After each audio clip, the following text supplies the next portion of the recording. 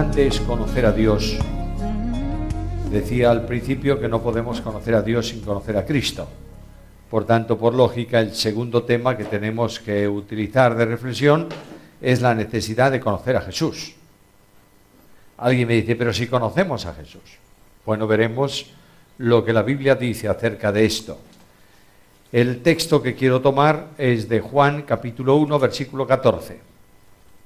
Sabéis todos de memoria ese versículo, Evangelio según Juan, capítulo 1, versículo 14, en donde dice Juan, y aquel verbo fue hecho carne y habitó entre nosotros y vimos su gloria, gloria como del unigénito del Padre, lleno de gracia y de verdad. Conocer a Jesús no es saber más de Jesús, es vivir a Cristo, esencialmente. Pero la Biblia me da unos datos acerca de esa persona a la que tenemos que conocer. Yo creo que Cristo, aparte de desconocido en cuanto a presencia, a sentir su presencia, es también desconocido para nosotros en cuanto a lo que Él es. ¿Qué es Jesús? La gran pregunta, ¿qué es Jesús? Hay que responderla a la luz de la Biblia. Y la primera respuesta es que Jesucristo es Dios. Pero no menos importante es que Jesucristo es hombre. Y no menos importante es que ese conocimiento de Cristo como Dios hombre tiene que producir necesariamente un efecto en mi vida personal. Primeramente, Jesucristo es Dios. Notáis que Juan es un teólogo enormemente equilibrado. Cada vez que habla de deidad, habla también de humanidad. Aquel verbo, Dios, fue hecho carne. Y cada vez que habla a veces de atributos y perfecciones de la omnipotencia divina, habla de Jesús, el hombre, para que tengamos claro que Jesús no es simplemente un hombre, es que es Emmanuel, Dios con los hombres, o Dios con nosotros. Juan llama a Cristo, a Jesús, le da un nombre sumamente importante, le da el nombre de Verbo.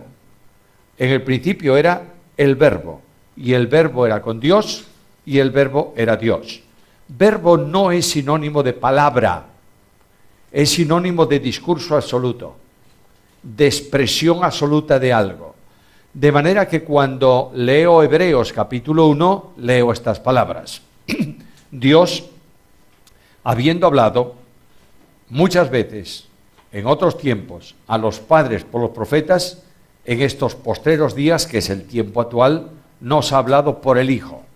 Nuestro idioma, nuestro idioma castellano necesita poner un artículo, el Hijo, pero realmente en el griego aparece solamente la palabra Hijo. En el principio Dios nos ha hablado en Hijo, es decir, el discurso de Dios hoy se llama Hijo. Por tanto, cuando Cristo viene al mundo de los hombres y revela a Dios, notaréis que la Biblia deja de hablar acerca de Dios. No sé si lo estáis notando. En el Antiguo Testamento, Dios es potente, Dios es omnipotente, Dios es presente, Dios habla acerca de Dios, ¿verdad? En el Nuevo Testamento no tanto, o sea, no hace una revelación nueva acerca de Dios. Recuerda lo dicho en el pasado, pero no hay una progresión de revelación, que es a donde quiero llevar. ¿Por qué? Porque Dios lo dijo todo al enviar a Cristo. De manera que como Dios ha dicho todo al enviar a Cristo, no puede decir más. El Nuevo Testamento nos va a dar, por ejemplo, en profecía, una panorámica futura de cosas. ¿Está bien? Pero la revelación de esa profecía, Apocalipsis, por ejemplo, está en el Antiguo Testamento ya. Ahora, ha cambiado totalmente la perspectiva de la profecía del Antiguo al Nuevo Testamento. ¿Por qué? Porque en el Antiguo Testamento Dios hablaba a los profetas, le comunicaba un mensaje que a veces ellos no entendían. Y empezaban a investigar de quién, qué es, cuándo. Y Dios decía, eso no es para vosotros. Así que escribid lo que digo y seguimos adelante.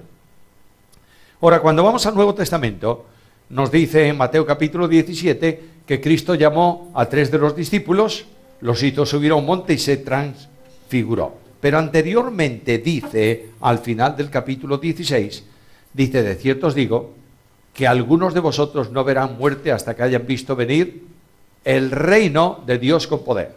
Y en el monte les manifestó el reino, el Hijo glorioso, los santos de la antigua dispensación, los santos de la Iglesia Y eso va a ser el reino, es el anticipo del reino, ¿verdad?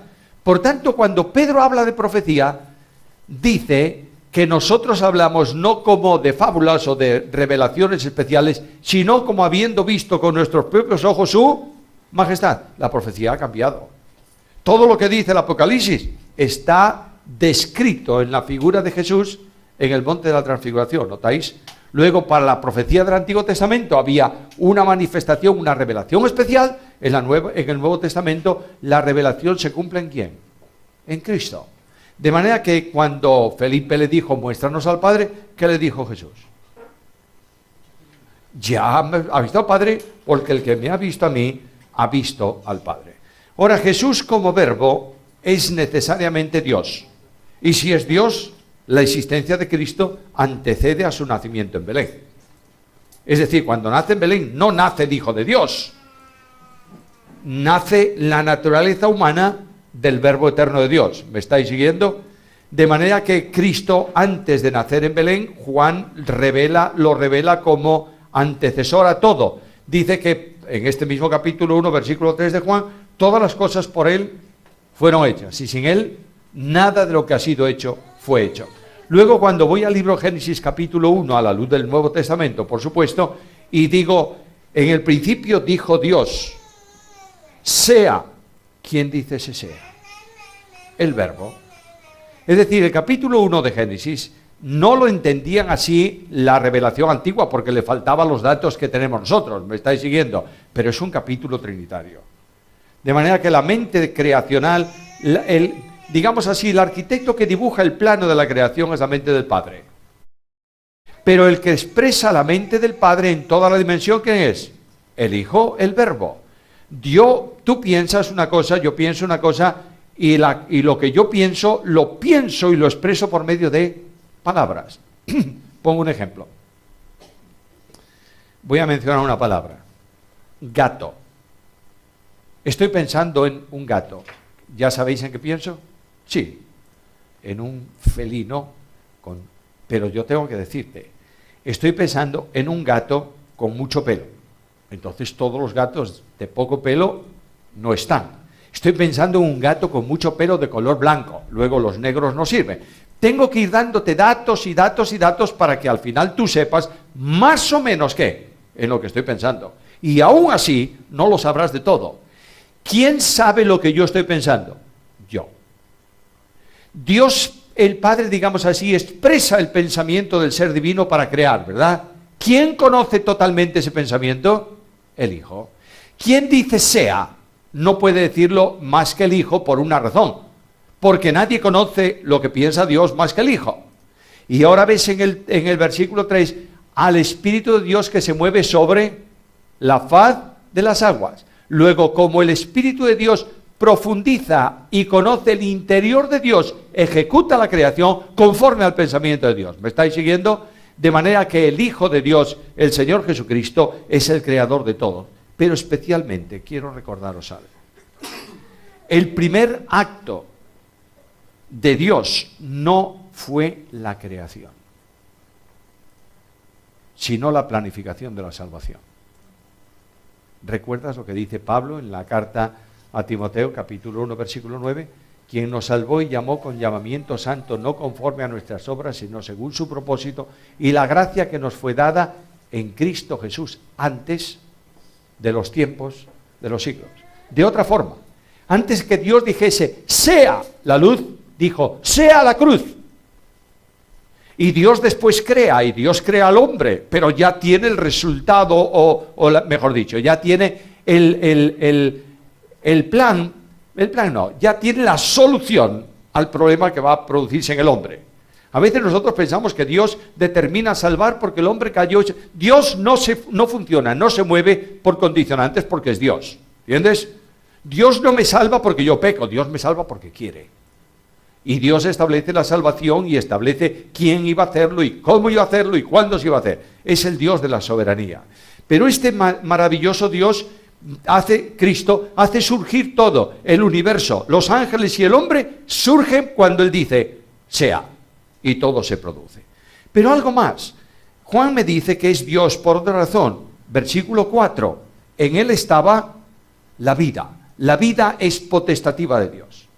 Cuando una persona toca a un feto para abortarlo, no está cometiendo un delito, está cometiendo un vil asesinato.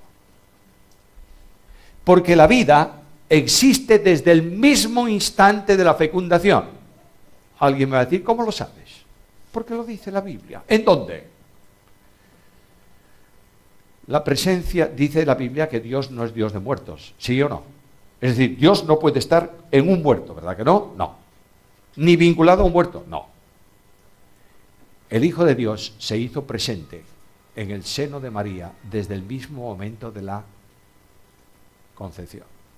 Porque la naturaleza humana de Jesús se forma sobre la persona divina del Hijo de Dios. ¿Me estás siguiendo? Por tanto, desde el instante mismo en que comienza el proceso de gestación hay vida. Y la vida es de Dios. Y dice aquí el texto bíblico que en Él estaba la vida. Fíjate que no solamente la vida se comunica a los ángeles y se comunica a los animales, se comunica también ¿a quién? Al hombre. ¿Cómo se le comunicó la vida al hombre? Dice que Dios tomó del polvo de la tierra y sopló. Cuando el Espíritu de Dios sopla en lo que sea, le comunica vida. Y la vida viene a la existencia por el soplo de Dios. ¿Me está siguiendo? Ahora, la vida del hombre no puede salir directamente del pensamiento de Dios si no pasa a través del único mediador entre Dios y los hombres. Es decir, todo cuanto sale de Dios no es asimilable al hombre así según sale. Hay que acondicionarlo para que sea. Pongo un ejemplo. Las gallinas comen trigo.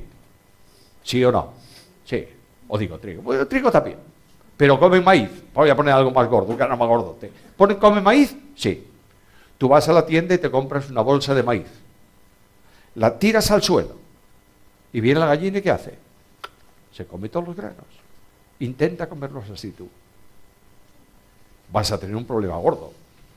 Porque tú no eres capaz de asimilar ese maíz como está. Tienes que cocerlo o triturarlo y hacerlo pan. En fin, tienes que adaptarlo a tu constitución, ¿no es esto? Bien. ¿Por qué la gallina lo come? Porque es gallina, pero tú no eres gallina. De manera que lo que sale de Dios para que sea asimilable al hombre, tiene que pasar por el único mediador entre Dios y los hombres, que es Jesucristo hombre. Ahora, eso nos permite entender un versículo muy complicado, muy discutido, muy no sé qué, de la carta primera a los Corintios del capítulo 11, en donde dice, quiero que sepáis que Cristo es cabeza de todo varón, y el varón es cabeza de la mujer. No, las hermanas no dicen nada. Es cabeza de la mujer, y Dios es cabeza de Cristo. ¿Lo dice o no? Y nosotros hemos establecido, porque nos dio la gana, el principio de jerarquía sobre ese versículo. Y decimos, Dios, Cristo, hombre, mujer. Claro, me hace mucha falta. Porque yo quiero mandar sobre la mujer sí o sí. Bueno, la mujer siempre manda sobre el hombre, no te olvides de eso. Conocéis muy bien que el marido es cabeza de la mujer, pero la cabeza es el cuello, perdón, la mujer es el cuello que sostiene esa cabeza. Y cuando el cuello tiene una tortícolis, es muy complicado el asunto. Bien, pero no está así el versículo, señores. El versículo no comienza Dios Cristo, comienza Cristo hombre, sí o no. Simplemente yo lo pongo como me da la gana. Como si dijese a Pablo, señor Pablo, usted se ha equivocado. No, señor, está inspirado por Dios, ¿lo crees? En ese versículo no hay asunto de autoridad, hay asunto de comunicación de vida. La vida del varón la recibió ¿de quién?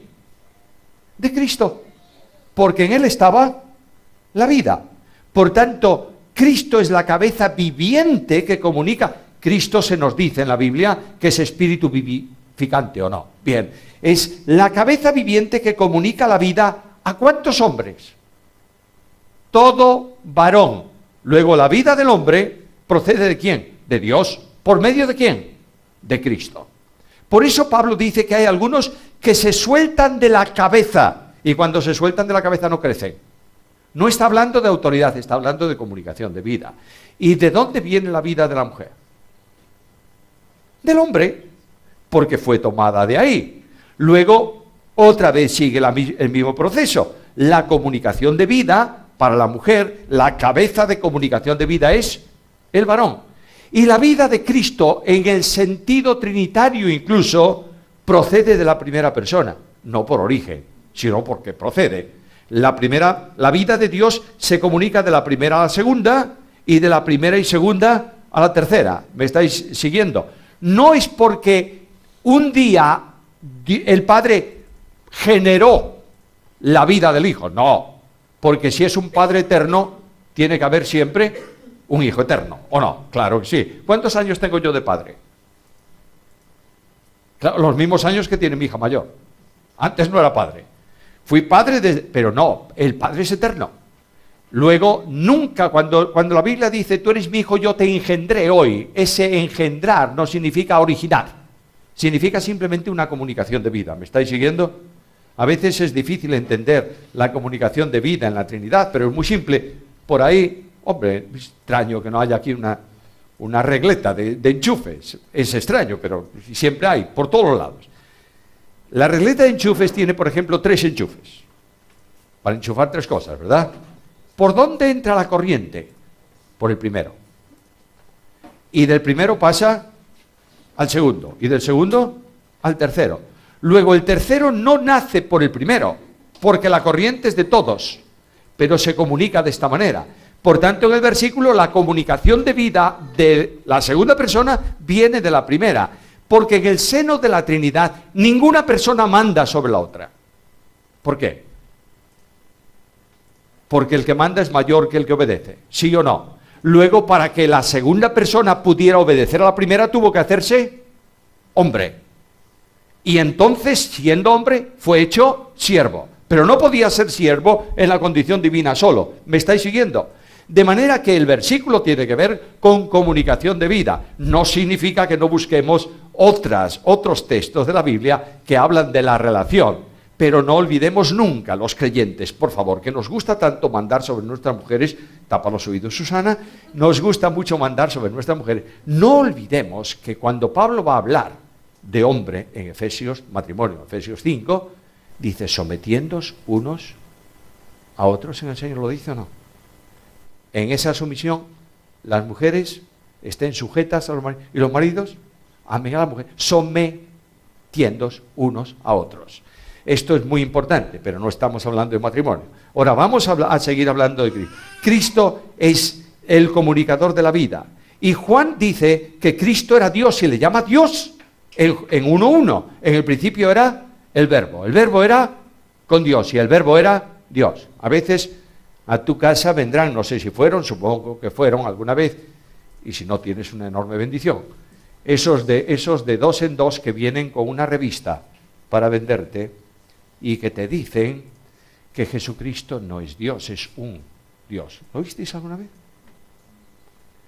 Dice que ahí, claro, son todos expertos en griego. A mí me asusta la cantidad de expertos en griegos que hay hoy en la iglesia. Y resulta que todos, y fuera de la iglesia, ¿todos saben griego? No, ninguno sabe griego, pero hablan de griego. Este es el gran problema. Y estos vienen diciéndote que ahí no hay artículo, que hay un artículo indefinido. No, es verdad. En primer lugar, en griego no hay artículo indefinido. Hay artículo determinado o indeterminado, hay artículo determinado o no hay artículo. Cuando no hay artículo, lo sustituimos por un indeterminado. Cuando leemos perro en griego, tenemos que decir él, no tiene artículo. Entonces decimos un. Pero no siempre es así. Porque si le pusiésemos ahí un artículo determinado a verbo, el único, Dios sería el verbo. ¿Entiendes esto?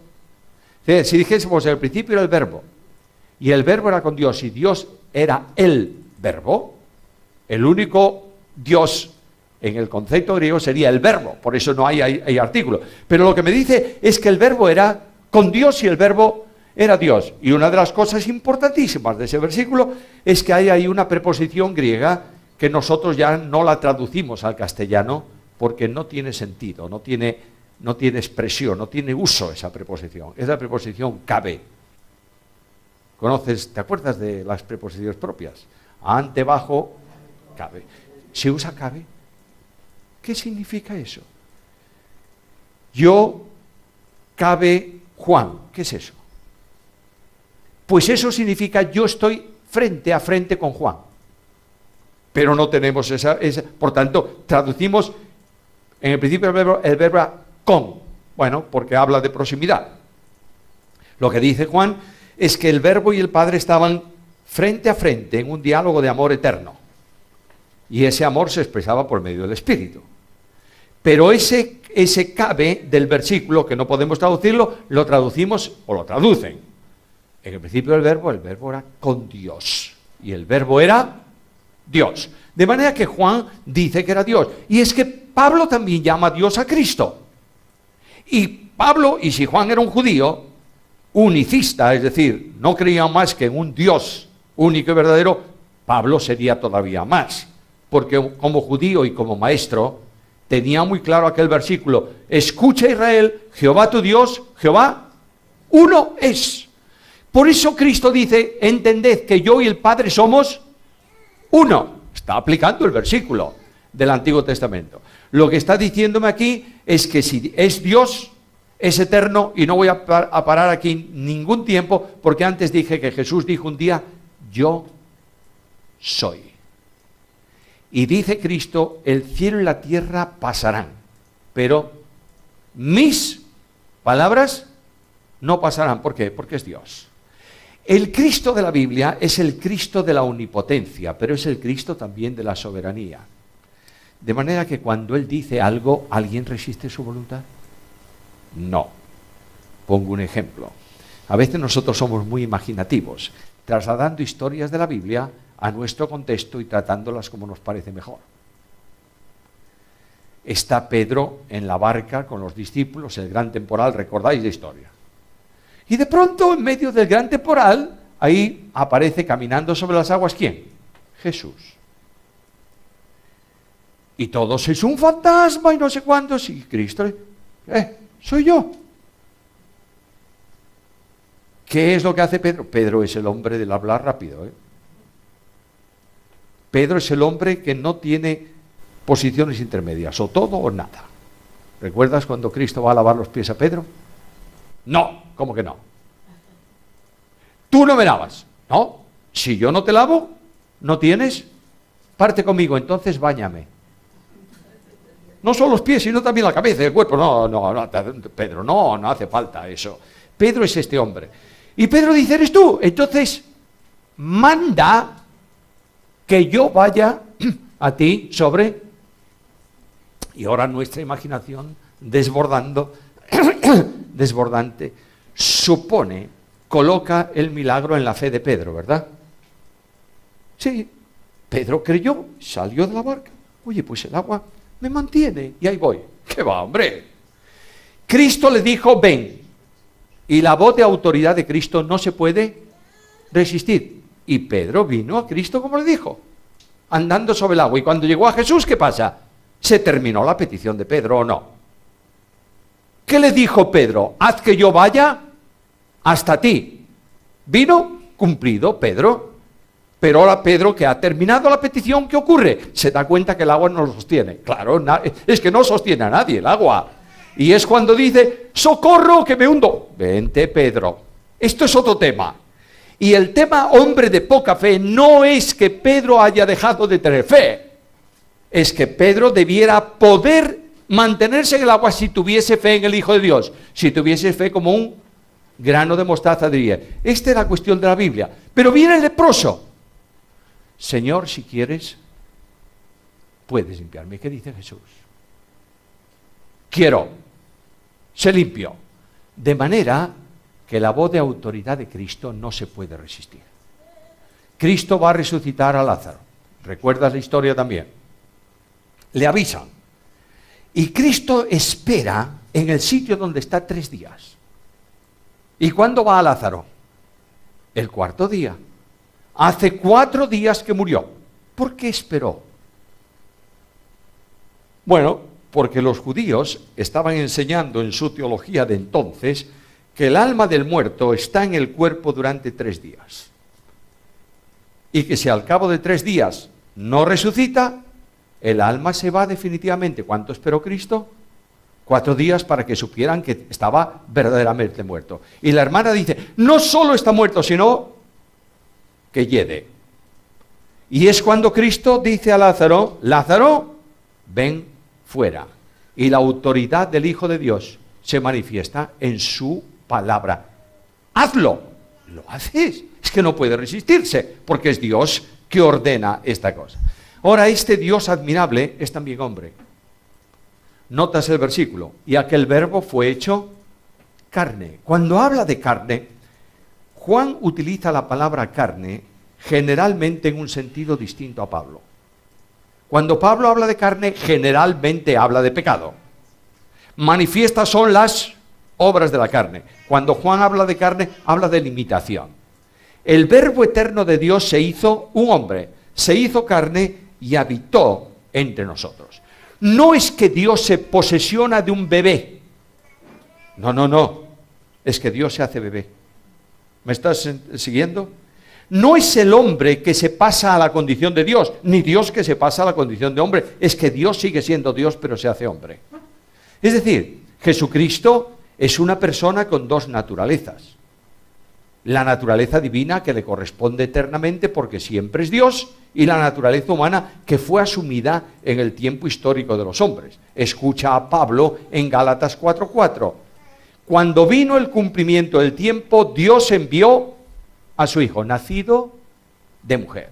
Nosotros tenemos que tener en cuenta que Cristo, en relación con los hombres, es hijo de María, de donde tomó la naturaleza humana. ¿Me está siguiendo? Yo quiero hacerte una pregunta.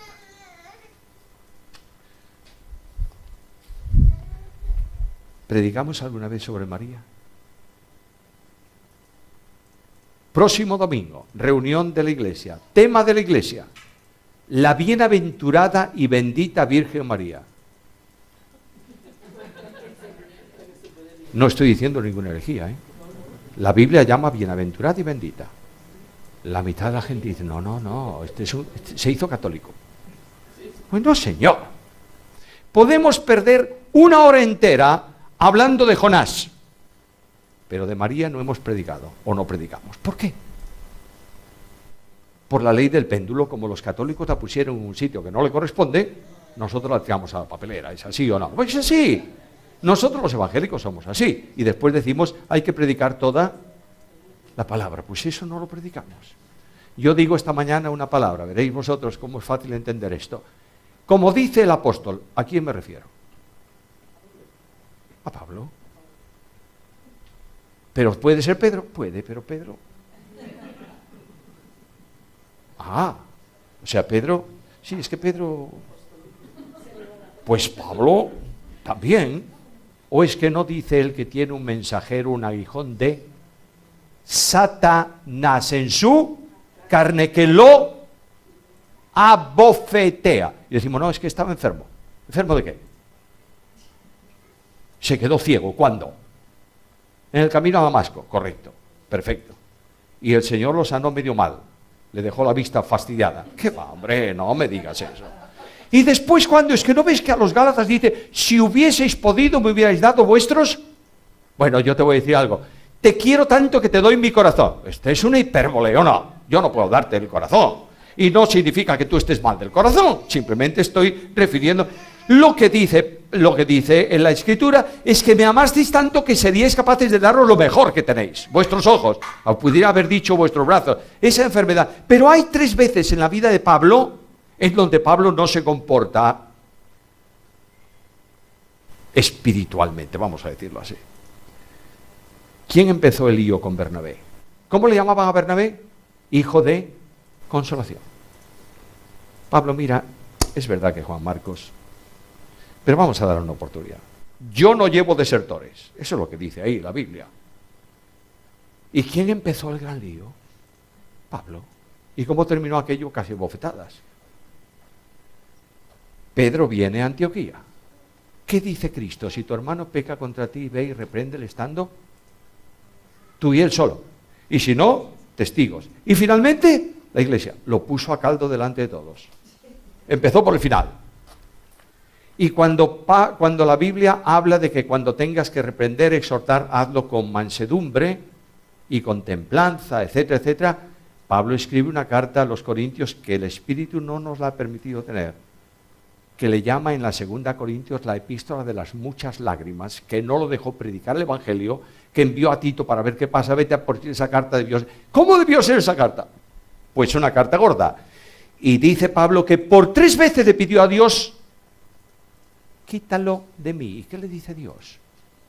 Bástate mi gracia. Hermanos queridos, seamos equilibrados en lo que decimos de la Biblia y en lo que vemos a la Biblia. Un ejemplo más y termino, ese equilibrio de la Biblia. Nicodemo. ¿Oísteis alguna vez llamarle a Nicodemo cobarde o no? Yo sí. ¿Era un cobarde por qué? ¿Porque fue a Jesús? Para que nadie lo quiera. Ahí está la lógica. Pues no, señor. Nicodemo está en Jerusalén con un problema muy serio. Este es el Mesías. Yo sé que es el Mesías, porque ninguno puede hacer las señales que tú haces. Es el Mesías. Y si es el Mesías, ¿qué viene? El reino. ¿Y cómo sé yo que entro al reino? Porque ellos se justificaban por obras, ¿o no? De manera que me va a hacer pasar por la vara y los vínculos del pacto. ¿Cómo sé que doy la medida? El único que me lo puede decir, ¿quién es? El Mesías. ¿Cuándo puedo hablar con el Mesías? Si por la mañana va al templo y siempre tiene un lío con los fariseos. Y después de comer, se va con los discípulos. Y los discípulos son tan duros que nunca entienden nada. ¿Qué quisiste decir con...? Y tiene que explicarles. ¿Y a la noche quién viene? Los enfermos. ¿Cuándo puedo hablar con el Mesías? Cuando todos duermen. De manera que voy a Jesús de noche, y cuando Cristo lo ve venir de noche, le dice, mira, el problema que tú tienes lo resuelvo un momento. Si no crees, si no naces de nuevo, ni entras ni ves el reino. Y ahí tienes el gran diálogo de Jesús con un fariseo que le habla de salvación, a pesar de ser un fariseo. Sorprende que en el capítulo siguiente, capítulo 4, habla de adoración ¿con quién? Con una mujer samaritana. Bueno, es que este Cristo revoluciona la Biblia, porque él piensa las cosas conforme al pensamiento de Dios, no conforme a la religión de los hombres. Ahora, Cristo es hombre. Y cuando Cristo es hombre, entra el eterno Dios en la experiencia de la criatura. No sé si te has parado a pensar esto. Dios no se humilla cuando se hace hombre. Se humilla cuando se hace siervo. A ver si me seguís. Cuando se hace hombre simplemente se limita. Y se limita voluntariamente al nivel de la criatura. Luego, Jesús, cuando estaba en Jerusalén, no estaba en Judea o no estaba en otro lado, porque es un hombre y tiene un cuerpo de hombre. ¿No es esto? ¿Como Dios estaba en todos los sitios? Claro que sí. Pero de momento vamos a ver esto. Hay una persona divina que tiene 2 naturalezas, que son naturalezas suyas, que esas naturalezas no pueden vivir independientemente de la persona divina. ¿Me estáis siguiendo? La primera es la naturaleza divina. ¿La tiene? ¿La adquirió? No la adquirió nunca. Eternamente la tiene como Dios. Y como Dios cuando dijo, sea, la expresión sale de su naturaleza divina. La orden de su persona, pero la expresión de la naturaleza. ¿Me estáis siguiendo? Bien. Luego toma una naturaleza humana, haciéndose hombre. Y la persona divina se expresa tanto por la naturaleza humana como por la naturaleza divina. ¿Me estáis siguiendo bien? Bien. Ahora, en esa naturaleza humana, Dios se limita. Y dice, voy a ser un hombre con los límites del hombre. Y eso enriquece a Dios. ¿Sabes por qué? Porque la experiencia de la criatura viene a ser experiencia de Dios. Por ejemplo, Dios sabe intelectualmente todas las cosas, ¿no es esto? ¿Dios sabe lo que es el hambre? Sí. ¿Él como Dios la experimenta? No. Pero la sabe intelectualmente. Y cuando un hombre pasa hambre, Dios sabe lo que es pasar hambre, intelectualmente. Pero cuando se hace hombre, el hambre del hombre es hambre de Dios en la naturaleza humana de Jesucristo. Dios, dice la Biblia, no puede ser tentado ni él tienta a nadie. ¿Es verdad?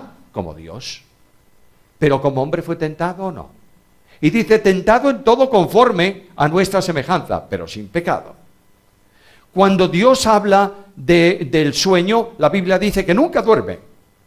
Y vela siempre sobre su pueblo. ¿Cómo? Como Dios. ¿Pero Cristo se duerme? Claro, cansado del trabajo, se duerme en un barco movido por el temporal. Tenía que estar muy cansado. ¿Dios tiene sed? No, es agua de vida para todos. Pero Cristo dice a la mujer samaritana, dame de beber. ¿Dios agoniza? No. Pero en su naturaleza humana agonizó en Getsemaní. ¿Dios muere? No muere Dios. Pero tengo que decir que quien muere en la cruz es Dios. ¿Me estáis siguiendo? Ahora bien, la experiencia del hombre viene a ser experiencia de Dios. ¿Para qué lo hace? No solo para poder salvarme muriendo por mí en una cruz como hombre. ¿Me estáis entendiendo? Lo hace para poder compadecerse de mí. Compadecer es una palabra que significa padecer junto con. De manera que el Dios de la Biblia, como fue tentado en todo, conforme a mi semejanza, es capaz de compadecerse de los que son tentados. Mirad, esto es emocionante, ¿sabéis?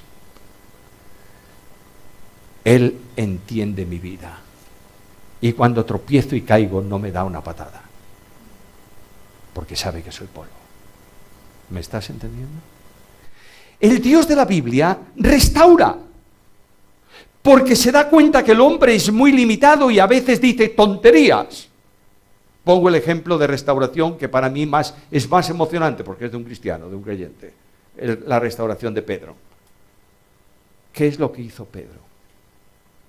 Negó a Jesús. Hizo muchas cosas más. Señor, aunque todos te dejen, yo no. Pedro, me vas a negar. Estoy dispuesto a morir por ti. Pedro, antes que el gallo cante. Y ahí tienes a Pedro. No solo niega, miente. No sé quién es ese hombre. Desprecia. Ya no es el Hijo de Dios que había testificado de él en el camino, Cesarea. Es ese hombre. Perjura. Juro que no conozco a ese hombre. Vaya. Y de pronto, eso ocurre en el patio de la casa del sumo sacerdote, ¿verdad? En el sótano de la casa del sumo sacerdote hay, históricamente demostrado, hay una celda donde se guarda el preso que va a ser llevado al Sanedrín por la mañana. Si comete un delito alguien y lo traen, de noche no lo pueden juzgar, ¿entendéis? Lo llevan cuando está reunido el Sanedrín. De modo, ¿dónde lo custodian? En la cárcel del pueblo no, porque es un judío, no puede mezclarse con gentiles. Lo cierran ahí.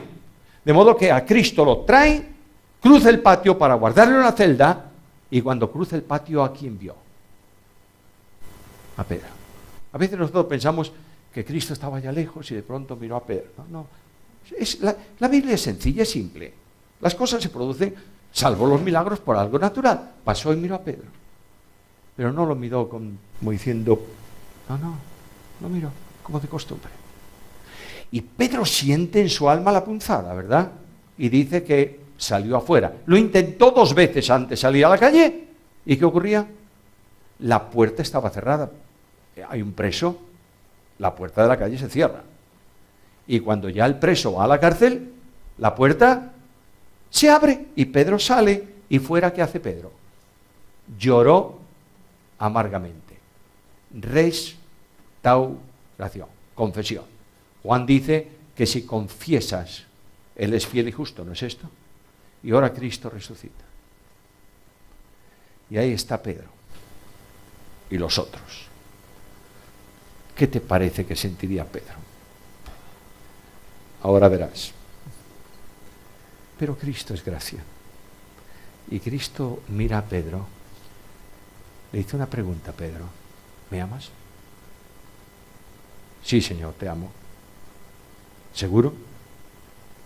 Seguro, Señor. ¿De verdad? Señor, tú sabes todo, tú sabes que te amo. Y solemos decir que como le negó 3 veces, Cristo le pidió confesión de 3 veces. ¿Es así? No. Cada vez que Pedro dice, te amo, Cristo le responde. ¿Y qué le dice? Apacienta mis ovejas. Lo que Cristo estaba diciendo a Pedro es, Pedro, no puedes apacentar mis ovejas si no me amas a mí. Y esa lección la aprendió Pablo en 1 Corintios 13, donde Pablo dice que si tengo dones, y tengo ministerio, y tengo fe, y tengo no sé qué, y no tengo amor, mi ministerio es ruido que molesta a Dios y molesta a la iglesia. No se te ocurra, no se me ocurra ministrar en la iglesia de Jesucristo sin amor. El Dios de la misericordia, que es Cristo, restaura siempre. A veces en mis tiempos, no sé si pasaba en vuestros tiempos, supongo que sí, ¿verdad? Han puesto a Luis en disciplina. ¿Qué significaba eso? Lo han excomulgado. ¿Y quién era Luis? Pues Luis es un joven de... Bueno, Luis y Antonia. ¿Y quiénes son esos dos? Pues son 2 jóvenes de la iglesia. ¿Y qué pasó?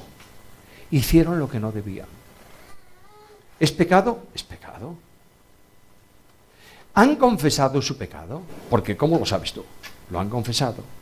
¿Le has preguntado si se habían arrepentido? ¿Y qué te dijeron? Sí. ¿Has orado con ellos? ¿Le has escuchado decir, Señor, confieso que esto no es bueno y he pecado? ¿Lo has oído? Entonces, la disciplina no cabe. La disciplina cabe si tú sabes que lo hicieron y ellos dicen, no quiero saber nada. Entonces, ¿hay que poner disciplina o no? Naturalmente que sí. Ahora, estos 2 pobrecitos vinieron y confesaron su falta, ¿es así? Y el domingo próximo los pongo fuera de comunión delante de ¿cuántos? De toda la iglesia. He destruido 2 vidas. ¿He edificado la iglesia? No. ¿Lo hubiera hecho Cristo? No. Lo hago yo. Porque yo quiero dar un golpe de efecto, sobre todo para continuar teniendo autoridad sobre la iglesia. Aplicar una disciplina a uno que ha confesado su pecado es un pecado. ¿Entiendes esto? Y a pecado privado, disciplina privada. No des a la congregación alimento de miserias. Dale palabra de Dios que lo edifique. Y explícale a la iglesia que hay que restaurar al caído. Ahora, ¿qué conocimiento produce Cristo en mi vida? Y siento que me estoy alargando y estoy destrozando el programa del tiempo. Termino. Vimos su gloria como del unigénito del Padre.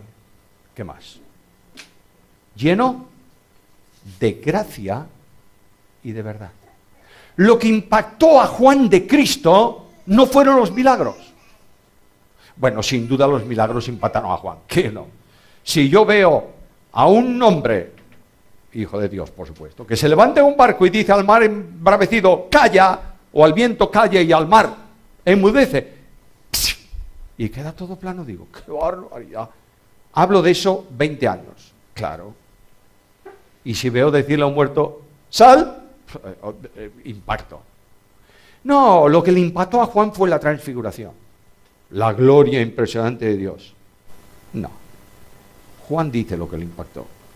Vimos su gloria, como del unigénito del Padre, lleno de gracia y de verdad.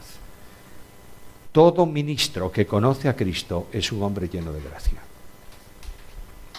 Toda persona que vive a Cristo vive en la gracia.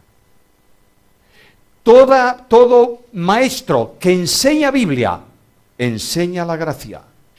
La gracia forma parte esencial de la vida de Jesús. ¿A quién se acercaba Jesús?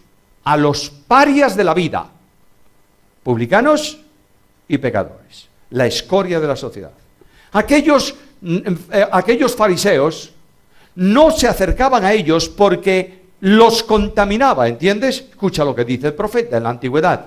apártate de mí que soy más santo que tú. Esto lamentablemente pasa hoy en el mundo evangélico, ¿sí o no? Con estos no puedo tener trato, porque mira cómo son. Y mira cómo eres tú. Claro, estos son raros, y tú también. Porque los hermanos no pueden ser idénticos. ¿Cuántos hermanos tienes? 4. ¿Sois iguales? ¡Qué va, hombre! Yo no tengo la experiencia de 4, tengo 1. Mi hermano, si tú vas a Vigo y dices, ¿quién será el hermano de este? Buscas por la ciudad la persona más opuesta, ese es mi hermano. Le gusta usar barba, a veces le digo, pareces un sindicalista o un judío de la vieja dispensación, grandote barba. Esto, la ropa que él usa, a mí no me gusta, la música que escucha no me gusta a mí, bueno, a él le gusta tomarse un par de tazas de café negro bien intenso sin azúcar, y eso yo soy incapaz, entonces somos distintos, ¿verdad? Y viene a casa de vez en cuando mi hermano. Y cuando mi hermano, además de todo eso, mi hermano es un hombre que para ministro de Asuntos Exteriores no tiene precio. Porque es capaz de hacerte ver aquella mesa azul amarilla. Y entonces cuando se sienta a hablar conmigo, casi siempre saca un tema que sabe que vamos a terminar discutiendo. Oye, buenamente, no a bofetadas, pero discutiendo. Y venga, y me pincha por acá, y me pincha por allá. Y cuando yo ya estoy muy cansado de la discusión, le digo, bueno, terminó, a tu casa. Y le dice a Susana, ¿ves? Ya me echa, no me quiere oír, ya me echa. Bueno, te echo, a casa.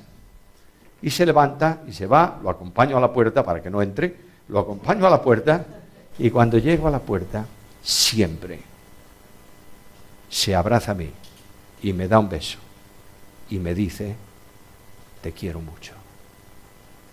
Es mi hermano. Las diferencias entre hermanos no están nunca en doctrina fundamental. ¿Entiendes esto? Porque nadie que cree en Cristo niega doctrina fundamental. ¿Todos los grupos evangélicos creen que Cristo viene, sí o no? Sí. ¿Todos los grupos evangélicos creen que eres salvo por gracia mediante la fe? Sí. La diferencia es por cuestiones interpretativas de doctrina general. ¿Entiendes? Doctrina general. Todos creen que Cristo viene, el problema es cuándo. Si antes de la tribulación, a la mitad de la tribulación, después de la tribulación. Todos sabemos que va a reinar. Sí. ¿Lo creemos? Sí. ¿Pero cuándo? Bueno, el milenio es simplemente algo que es alegórico y que, bueno, y otros creemos que habrá un milenio, ¿verdad? ¿Es doctrina general? No. O digo, ¿doctrina general? Sí. ¿Es fundamental? No. Pues esos hermanos tan raros van a estar contigo en el cielo. ¿Lo entiendes o no? Departamento de hermanos de primer nivel y departamentos de hermanos de segundo y resto de congregaciones. ¿Qué va, hombre? ¿Qué va? Bajo ningún concepto. El conocimiento de Cristo me trae como consecuencia que cada persona que ha sido salva por gracia mediante la fe es mi hermano en Cristo y estamos en Cristo. ¿Lo entiendes o no? Porque Cristo no vino a fundar iglesias, vino a establecer su iglesia. Y esa iglesia es muy extraña, muy diversa. Y unos cantan de una manera y otros de otro, y otros tienen un culto de una forma y otros de otro. Pero todos estamos en Cristo, ¿verdad? Y formamos una unidad en el Señor. Y decimos, qué fantástico va a ser el cielo. Hoy vendrá a recogernos y estaremos para siempre con Jesús. ¿Por qué no lo haces en la tierra? ¿Por qué esperar al cielo si puedes ya empezar a disfrutar del cielo? En la tierra, ¿por qué no? No, en la tierra no. Bueno, habrá que pasar por purgatorio algunos de ellos para que limpien sus abrojos y tienen... No, hombre, no. Dios me hace vivir en la gracia. ¿Y qué más? Vimos su gracia, su vida llena de gracia y de verdad. Fidelidad. Dios ha demostrado fidelidad en tu vida. Esta mañana hizo salir el sol para ti y para mí. Nos ha dado alimento. Bueno, espero que al mediodía nos dé también la porción correspondiente. Pero lo que yo sí sé es que no he visto justo, desamparado, ni su simiente que mendigue pan. Bueno, es que mira, a mí Dios me trata, le sirvo mucho, pero me trata de una forma, no me da todo lo que le da al otro. ¿Y a ti qué te importa? ¿Tienes bastante? ¿Sabe tu Padre Celestial lo que necesitas? Bueno, a veces nosotros necesitamos lo que Dios no nos da porque no lo necesitamos. Yo quisiera tener un Mercedes-Benz 600, no sé cuántos, de 2 plazas deportivo. Señor, no te hace falta. ¿Te vale con esto? Muy bien, gracias, Señor. Con que tengas sustento y abrigo, dice, estate contento. Porque somos extranjeros y peregrinos. Y nuestra ciudadanía está en los cielos. Y nuestra patria, el cielo. Y las riquezas de gloria en Cristo Jesús. Dios es fiel. Dios me ha dicho, no temas, yo estoy contigo todos los días hasta el fin. ¿Lo crees? ¿Lo sientes? Durante los años de ministerio, el 26 del mes pasado, ¿no? Hizo 32 años que estoy en el pastorado de la iglesia. En 32 años he pasado por maduras y por duras. Y Dios tuvo que andar a patadas conmigo. ¿Sabes para qué? Para hacerme entender, para decirme, cállate. Oh, eso me costaba. Sobre todo al principio, madre querida. Venía alguien y decía, ¿sabes qué Samuel dijo? Carta al que dijo, no dije nada. ¿Sabes qué? Vuelta. Las horas que yo he perdido en esta estupidez, no te imaginas tú. Cuando el Salmo me dice, encomienda a Jehová tu camino y espera. Y él, no, pero yo no espero. Yo quiero arreglar el tema. Me ha costado tanto, pero creo que voy aprendiendo la lección.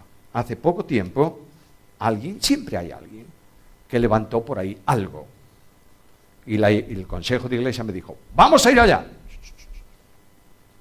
Yo le dije, yo no. Bueno, queremos decir nosotros algo porque la iglesia está un poco en entredicho. Si lo queréis decir, decirlo. Pero nada más. Ahora tú, no, yo no. Defenderte ni hablar. Cuando tú pones las cosas en las manos del que es fiel y él actúa, no te imaginas tú cómo actúa. Hace muy poco tiempo estábamos en un país, primera vez que visitábamos uno de los países de Centroamérica, ¿no? Salíamos de Buenos Aires para Centroamérica y el día anterior a la salida me llama el coordinador del programa y me dice, mira, han llegado unas noticias por aquí que han alterado a algunos. Bueno, no me extraña. Y tenemos un problema, y es que el sitio donde íbamos a hacer las conferencias, un local de una iglesia, esa iglesia dijo, debido a esto, mejor no, porque voy a tener problemas dentro. La pregunta que le hice yo es, ¿queréis que vaya o no? A mí no me molesta nada. Yo busqué la invitación. No. Pues entonces, el que abrió la puerta, la cierra, yo no tengo problema. Claro, Dios funciona. Y el director de la radio evangélica, en donde por la gracia de Dios tengo programas en todo Hispanoamérica, dijo, yo me ocupo de buscar el sitio. Buscó un lugar 2 veces mayor que el otro. Y el problema que tenían, ¿sabes qué era? ¿Cómo vamos a llenar esto? ¿Qué ocurrió el último día? La gente estaba en pie. Si yo hubiera dicho algo, a lo mejor hubiera arreglado yo. No. Ni hablar. Tengo que aprender que veo la gloria de Cristo y que Él está lleno de gracia y de fidelidad. A veces yo quisiera hacer algo en la obra y Él me dice, ni hablar. Ahora estoy ya con edad muy avanzada. Ya soy un vejete. El año pasado dije a la iglesia en diciembre: hermanos, el ministerio mío, ministerio pastoral en la iglesia, creo que debe ir terminando. Porque yo no quiero ser un cuello de botella. Que esté yo ahí y que la cosa no avance porque el viejo no se mueve. No quiero. Quiero irme. Entonces, si os parece, para poder hacer esto, necesariamente entiendo que debo salir, apartarme, separarme físicamente. Si no, lo que ocurría es que íbamos a un viaje, al venir tenía una carpeta de cosas que había que resolver. ¿Pero por qué no resolvisteis? Porque queremos saber qué opinas de esto. No, eso no puede ser. Una iglesia no puede pivotar sobre un hombre. Si pivota sobre un hombre, es mala iglesia. Yo dije, bueno, chao, viajes. Vamos a tomar este año el año del ministerio exterior. Venga, lo que había por ahí. Hemos estado literalmente más tiempo de viaje que en casa. Y aún queda otro viaje. El otro día tuvimos un domingo, de vez en cuando lo hacemos de retiro de iglesia. Va toda la iglesia a un sitio fuera del edificio y ahí tenemos grupos de reflexión, los ministerios de la iglesia explican lo que están haciendo, hay un... Bueno, consecuencia final. Queremos que el año que viene estés más tiempo en vivo. ¿Qué hay que hacer? Pues no me dice nada, pero ¿qué hay que hacer? Cortar el ministerio exterior. De modo que hemos dedicado el último tiempo a decir, no podemos ir. Y si la iglesia me dio el tiempo, yo no me muevo de la iglesia, no estoy aquí porque yo dije sí, estoy aquí porque en el programa de este año estaba autorizada esta visita. Yo no creo en una obra fuera o al margen de la iglesia, no creo. Cuando yo quiero hacer algo al margen de la iglesia, me voy de la iglesia. Y lo que hemos tenido es que escribir a mucha gente y decirle, sentimos mucho, pero no vamos a ir este año. Dios es fiel. El que no sé lo que hay que hacer soy yo, pero Él sabe lo que hay que hacer en su obra. Y a donde tengo que ir es a conocer a Jesús de esta manera.